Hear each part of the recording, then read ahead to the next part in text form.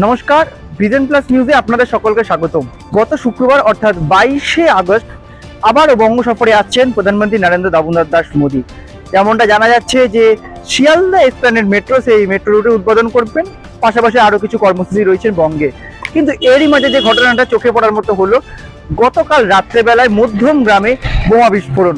কার্যত প্রধানমন্ত্রী সভার আগে বোমা বিস্ফোরণ কি ইঙ্গিত দিচ্ছে, বা 26শে ভোটের আগে এটা কি প্রভাব ফেলবে, বা প্রধানমন্ত্রীর সভার আগে বোমা বিস্ফোরণ? প্রশ্ন থেকেও থাকছে আবার ওই রাজ্যের প্রশাসনিক ভূমিকা নিয়ে।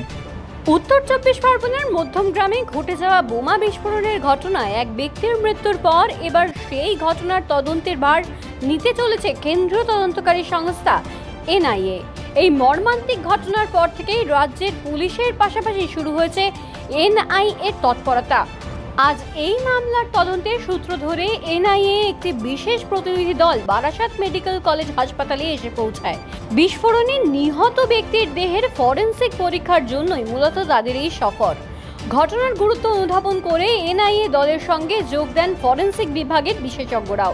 একই সাথে ঘটনাস্থলে উপস্থিত ছিলেন বারাসাতের অতিরিক্ত পুলিশ সুপার এবং এসডিপিও। বিস্ফোরণের তীব্রতা, ব্যবহৃত বিস্ফোরকের ধরন এবং ঘটনার পেছনের উদ্দেশ্য সম্পর্কে বিস্তারিত তথ্য সংগ্রহ করাই তাদের মূল উদ্দেশ্য। হাসপাতাল সূত্রে জানা গেছে, নিহত ব্যক্তির দেহের ময়নাতদন্তের রিপোর্ট এবং ফরেনসিক বিশেষজ্ঞদের মতামত এনআইএর হাতে তুলে দেওয়া হবে, যা তদন্তের অগ্রগতিতে সহায়ক হবে। এই ঘটনাকে ঘিরে এলাকায় নতুন করে চাঞ্চল্য ছড়িয়েছে এবং স্থানীয় বাসিন্দাদের মধ্যে আতঙ্ক দেখা দিয়েছে। তদন্তকারীরা মনে করছেন এই বিস্ফোরণের পেছনে বড়সড় কোনো চক্রান্ত থাকতে পারে, যার কিনারা করতেই চাইছে এনআইএ।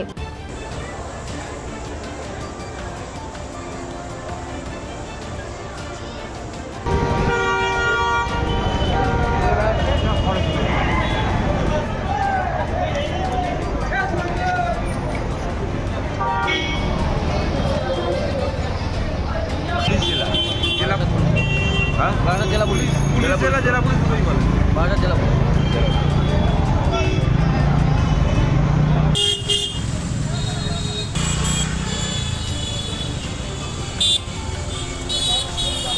ক্যামেরা হিমাদ্রি ব্যানার্জির সঙ্গে শাহিন চক্রবর্তীর রিপোর্ট, ভিজন প্লাস নিউজ।